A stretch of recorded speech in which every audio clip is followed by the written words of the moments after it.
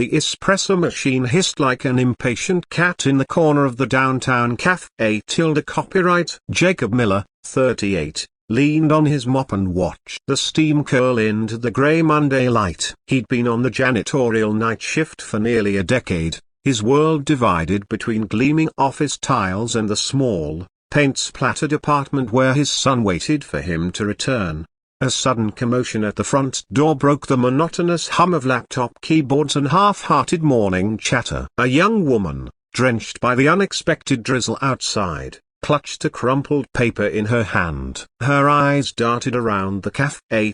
Copyright, wide with panic, and she spoke rapidly but not in English. The words tumbled out in Arabic, melodic yet distressed, drawing blank stares from every table. Jacob's mop clattered against the bucket. His father's voice from years ago echoed in his mind. Don't let someone struggle if you can help. Words are bridges, son. Though his father had been gone a long time, Jacob still carried the gift of bilingual childhood summers with his Lebanese grandmother. He stepped forward slowly, palms open. Assalamu alaikum, a broken bar antibk, he asked gently. The woman's face shifted from fear to cautious hope. She explained, between sobs, that she'd just arrived from Damascus on a student visa and had lost her host's address, her phone dead, her bearings scattered by jet lag and rain.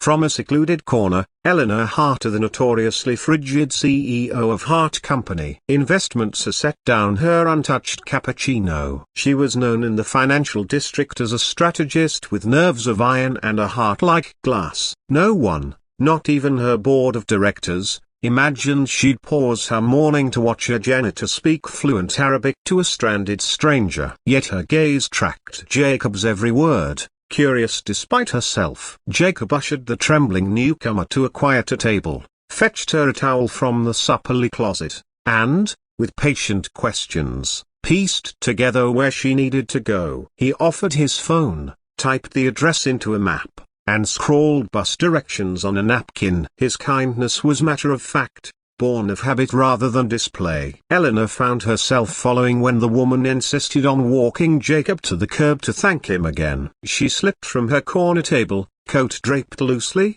and lingered half a dozen paces behind as the rain misted down. Jacob handed the woman a prepaid transit card from his wallet. It's nothing, he said as she protested. Someone helped my family when we came to this city. Just pass it on when you can. She wept quietly, touched beyond words, then boarded the bus. Eleanor's throat tightened. She had spent years amassing capital, reshaping companies, signing contracts worth more than most neighborhoods, but here stood a man who had less yet gave freely.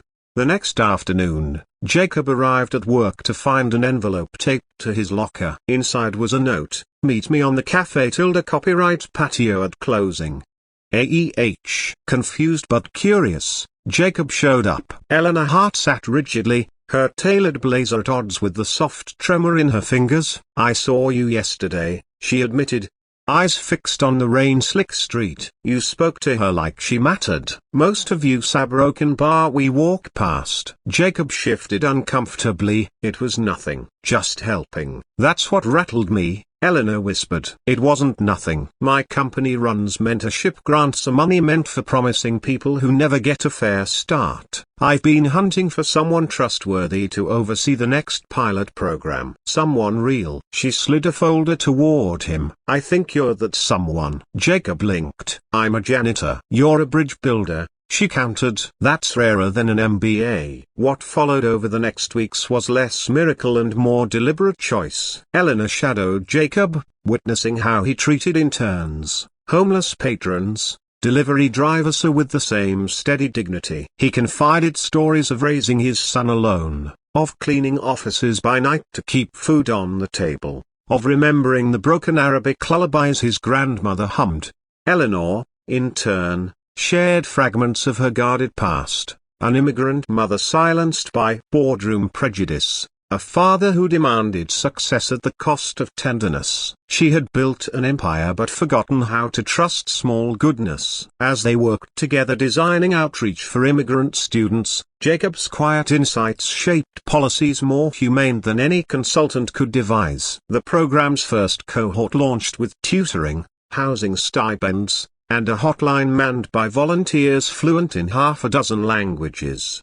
One evening, Eleanor invited Jacob and his son, Liam, to her townhouse. The boy, usually shy, warmed instantly when Eleanor showed him the rooftop telescope she'd kept boxed for years. Jacob noticed her edges softening, her laughter no longer cautious, her gaze warmer. Months later, our letter arrived at the cafe.